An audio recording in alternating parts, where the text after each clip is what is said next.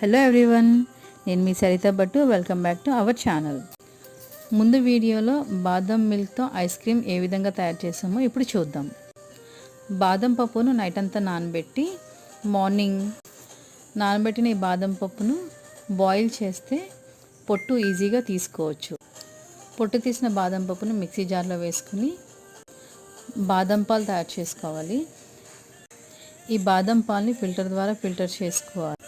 ఈ బాదం పాలని ఒక పాత్రలో వేసి మరిగించుకోవాలి.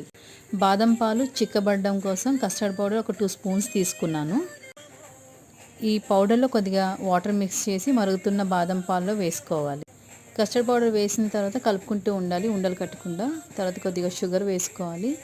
కలర్ కోసం లైట్గా ఆరెంజ్ కలర్ ఫుడ్ కలర్ వేసాను నేను ఇక్కడ. కలర్ అంతా కలిసేలాగా బాగా కలుపుకోవాలి. కొంచెం చల్లగా అయిన తర్వాత ఈ మిశ్రమాన్ని ఒకసారి మిక్సీ జార్లో వేసుకోవాలి.